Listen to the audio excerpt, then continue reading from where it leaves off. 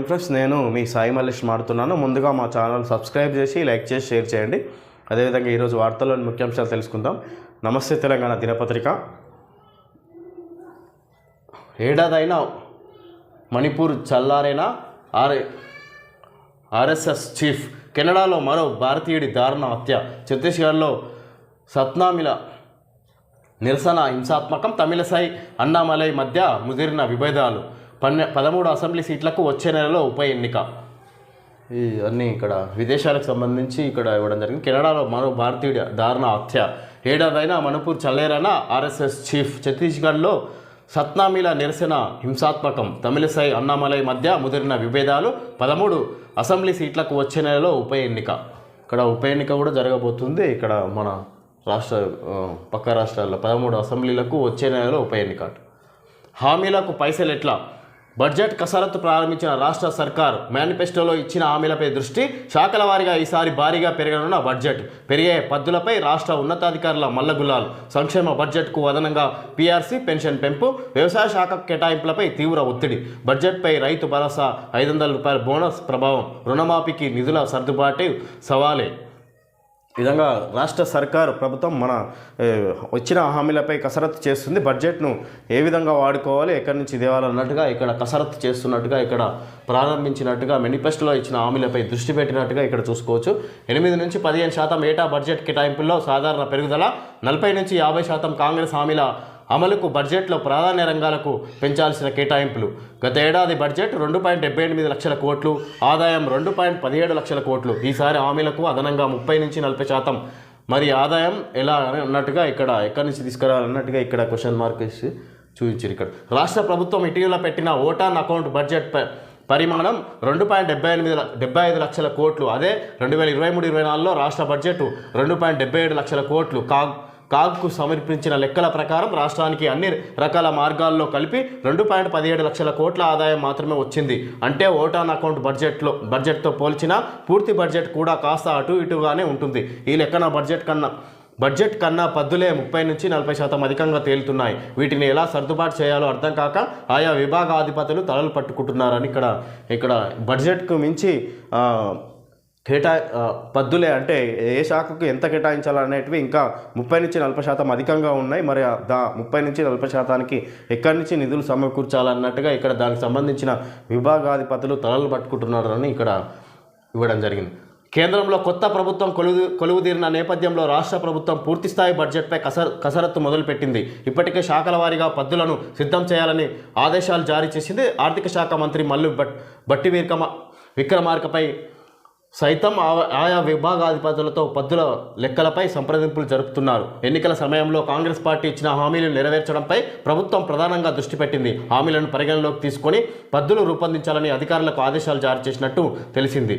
దీంతో ఉన్నతాధికారులు తలలు పట్టుకుంటున్నారు. సాధారణంగా బడ్జెట్ కేటాయింపులు ఏటా సగటున 8 నుంచి 15% వరకు పెరుగుతుంటాయి. ఒకవేళ ప్రభుత్వం ఏమైనా 2-3 రంగాలకు ప్రాధాన్య అంశాలుగా ఎంచుకుంటే వాటికి మాత్రమే బడ్జెట్ కేటాయింపులు ఒక్కసారిగా పెంచాల్సి వస్తుంది. కానీ ఎన్నికల సమయంలో కాంగ్రెస్ పార్టీ అన్ని రంగాల్లోనూ భారీగా హామీలు గుప్పించింది. వాటిని తీర్చాలంటే ప్రతి రంగంలోనూ కనీసం సగటున 40 నుంచి 50% మేర పద్దులు పెంచాల్సి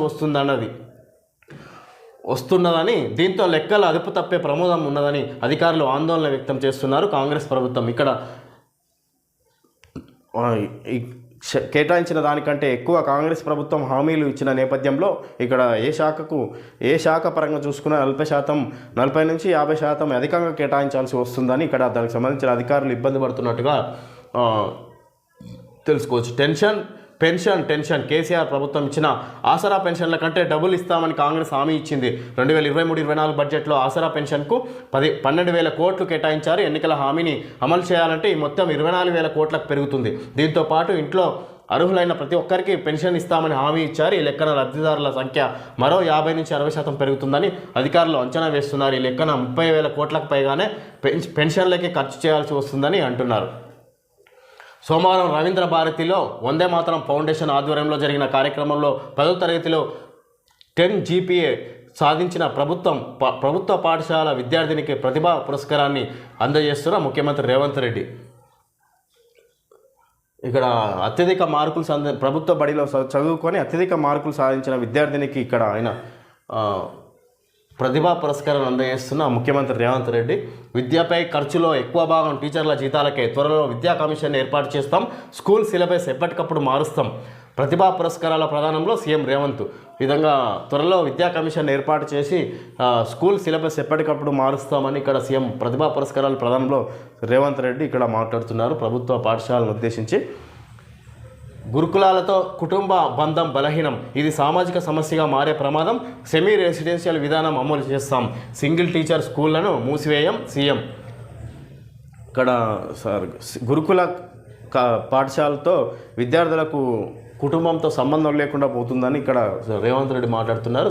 దాన్ని సెమీ రెసిడెన్షియల్ విధానం అమలు చేస్తామని అంటే ఇక్కడ ఇంటి నుంచే గురుకులాలకు వెళ్ళే విధంగా ఏర్పాటు చేస్తామన్నట్టుగా ఇక్కడ రేవంత్ రెడ్డి మాట్లాడుతున్నారు. సర్కారు బడుల్లో సౌకర్యాలు కల్పించండి, పాఠశాలల్లో సబ్జెక్ట్ టీచర్ల కొరతను తీర్చండి, హై స్కూల్ నుంచే ఐఐటి నీట్ కోచింగ్ ఇప్పించండి. రేవంత్ రెడ్డిని కోరిన వరంగల్ విద్యార్థిని భువన కృతి. ఇక్కడ పాఠశాలలో సబ్జెక్టు టీచర్ల కొరతను తీర్చి హై స్కూల్ నుంచే ఐఐటి నీట్ కోచింగ్ ఇప్పించండి. ఇక్కడ ఐఐటి నీట్ కోచింగ్ ఇప్పించండి వరంగల్ విద్యార్థిని సీఎం రేవంత్ రెడ్డిని కోరుతున్నట్టుగా ఇక్కడ చూసుకోవచ్చు. ప్రభుత్వ పాఠశాలలో సౌకర్యాలు కల్పించండి, దూరం నుంచే వచ్చే పిల్లలకు ఉచిత రవాణా అమలు చేయండి, నాణ్యమైన మధ్యాహ్న భోజనం అందించండి, పాఠశాలలో సబ్జెక్టు టీచర్ల కొరతను తీర్చండి. విద్యార్థిని భువన కృతి. ఈ ప్రభుత్వ పాఠశాల చూసుకుంటే ముఖ్యంగా ఉపాధ్యాయుల కొరత ఉంటుంది.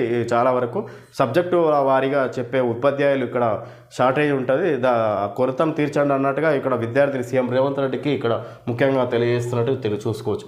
రేపటి నుంచి కొత్త విద్యా సంవత్సరం ప్రారంభం కానుండగా బడులన్నీ ముస్తాబవుతున్నాయి. కానీ ఆసిఫాబాద్ జిల్లా చింతలమానేపల్లి మండలం గంగాపురంలోని ప్రభుత్వ పాఠశాల మాత్రం నిర్వహణ వైఫల్యంతో ఇలా తయారైంది. పాఠశాలలోని 4 గదులకు గాను 2ంటిని మిషన్ భగీరథ కోసం వాడుతున్నారు. చెత్తా చెదారంతో దుర్భరంగా మారిన ఇక్కడే ఈ నెల 6న బడిబాట కూడా ప్రారంభమైంది.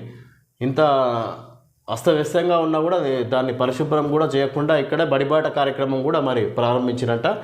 బర్ల కొట్టం కాదు బడే, ఇది బర్ల కొట్టం, బర్లను కూడా కట్టేసినట్టు వాడుకున్నట్టు మరి ఇది బడే అంటే ఇక్కడ దాన్ని ఉద్దేశించి మాట్లాడుతున్నారు. నెలాఖరులో కొత్త రిజిస్ట్రేషన్ ఛార్జీలు, పూర్తయిన క్షేత్రస్థాయి అధ్యయనం, ప్రభుత్వ ఆదేశాలు రాగానే పెంపు. ఇక్కడ భూముల రిజిస్ట్రేషన్కి సంబంధించి ఈ నెల జూన్ నెలాఖరులోగా కొత్త రిజిస్ట్రేషన్ ఛార్జీలు, పెంచిన రిజిస్ట్రేషన్ ఛార్జీలు అమలయ్యే అవకాశంగా ఇక్కడ పూర్తయిన క్షేత్రస్థాయి అధ్యయనం అని ఇక్కడ ప్రభుత్వం నుంచి ఆదేశాలు రాగానే కార్యక్రమం కొత్తగా ఛార్జీలు పెంచిన ఛార్జీలను అమలు చేసే అవకాశం ఉంది. మిషన్ భగీరథపై ఇంటింటి సర్వే, నల్ల కనెక్షన్ సమాచారం, యజమాని వివరాల సేకరణ. ఇక్కడ మిషన్ భగీరథ ఇంటింటి సర్వే చేపడుతున్నారు. పాతవారికే ప్రధాన శాఖలు, హోం రక్షణ, ఆర్థిక, విదేశాంగ శాఖలకు గత ప్రభుత్వ మంత్రులే కొనసాగింపు. కిషన్ రెడ్డికి బొగ్గు గనులు, రామ్మోహన్కు విమానయానం, బండి సంజయ్కి హోం మంత్రిత్వ శాఖ సహాయ బాధ్యతలు. కేబినెట్ భేటీ కిసాన్ సమ్మాన్ పై మోడీ 3.0 తొలి సంతకం. ప్రధాని మోడీ అధ్యక్షతన సోమవారం జరిగిన కొత్త కేబినెట్ తొలి సమావేశం. ఈ విధంగా ప్రధానిగా బాధ్యతలు చేపట్టిన తర్వాత మొదటిసారిగా కేబినెట్ సమావేశం ఏర్పాటు జరిగింది. ఇక్కడ చిత్రంలో చూసుకోవచ్చు మనం. కేంద్ర మంత్రులకు సోమవారం శాఖలను కేటాయించారు. హోం, రక్షణ, ఆర్థిక, విదేశాంగ వంటి కీలక శాఖల్లో ఎలాంటి మార్పులు చేయలేదు. ఆయా శాఖలకు గత ప్రభుత్వం మంత్రులుగా చేసిన అమిత్ షా, రాజ్నాథ్ సింగ్, నిర్మలా సీతారామన్, జయశంకర్లనే కొత్త ప్రభుత్వంలోనూ ప్రధాని మోడీ కొనసాగించారు. ఈ 4 మంత్రులే ప్రధాని నేతృత్వంలో ఉండే భద్రతా వ్యవహారాల కేబినెట్ కమిటీలో సభ్యులుగా ఉంటారు. నితిన్ గడ్కరీకి రోడ్డు రవాణా, జాతీయ రహదారుల శాఖను కొనసాగించారు.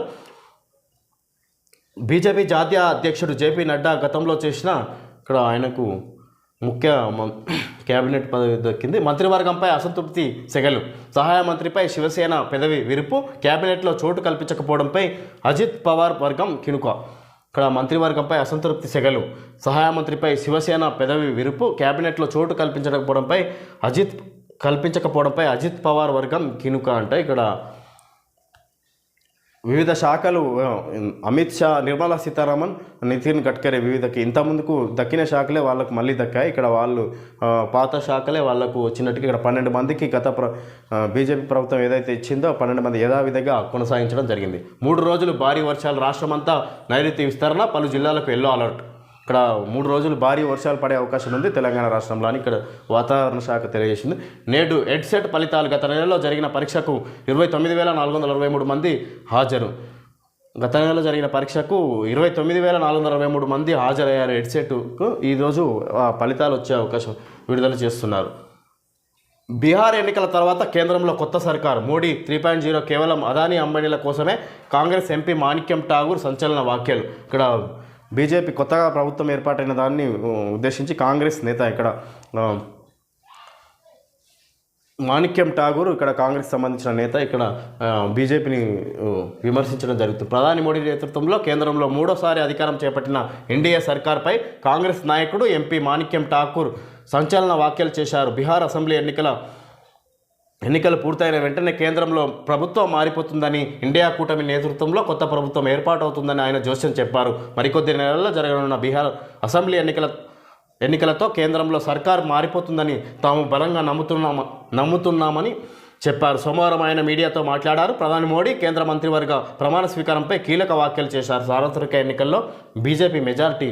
ఇక్కడ బీహార్లో వచ్చే నెలలో అసెంబ్లీ ఎన్నికలు ఉన్నాయి. అక్కడ ఆ ఎలక్షన్ తర్వాత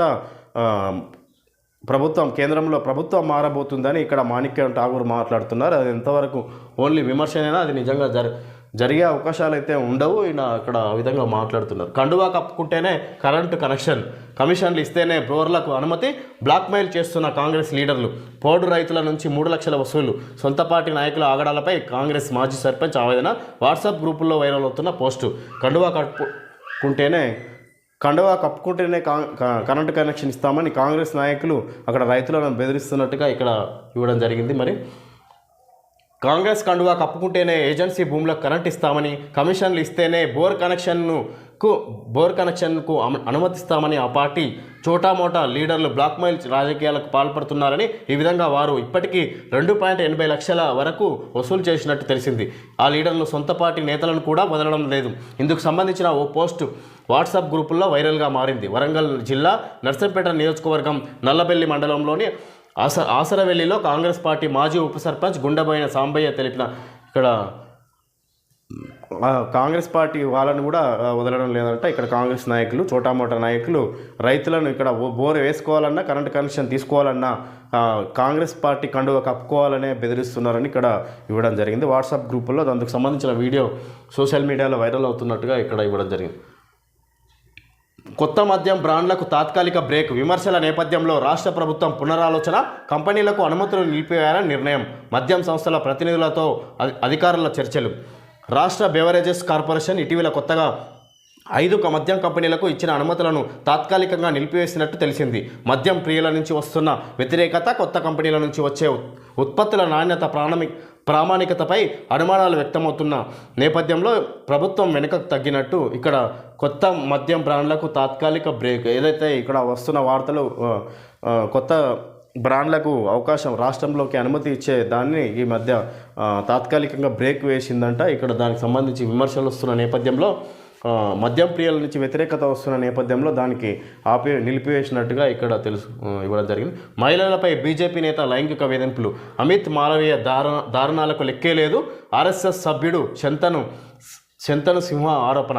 లీగల్ నోటీస్ పంపిన బీజేపీ ఐటీ సెల్ చీఫ్, ఒత్తిళ్లకు లొంగే ప్రసక్తే లేదని సింహ స్పష్టీకరణ. ఆరోపణలపై దర్యాప్తునకు Congress demand. BJP IT cell అధిపతి అమిత్ మాలవీయ మహిళలపై లైంగిక వేధింపులతో పాటు అనేక నీచమైన కార్యకలాపాలకు పాల్పడ్డారని ఆర్ఎస్ఎస్ సభ్యుడు శంతను సింహ ఆరోపించారు. ఈ మేరకు ఫేస్బుక్లో ఆయన చేసిన వ్యాఖ్యలపై మాలవీయ లీగల్ టీం సోమవారం స్పందించింది. మాలవీయపై చేసిన ఇక్కడ మహిళలపై బీజేపీ నేత లైంగిక వేధింపులని ఇక్కడ ఇవ్వడం జరిగింది. ఇక్కడ అమిత్ మాలవీయ దారుణాలకు లెక్కే లేదని ఇక్కడ ఆర్ఎస్ఎస్ నాయకుడు ఆర్ఎస్ఎస్ సభ్యుడు శంతను సింహ ఆరోపించారు. ఇక్కడ బీజేపీ నేత పైన.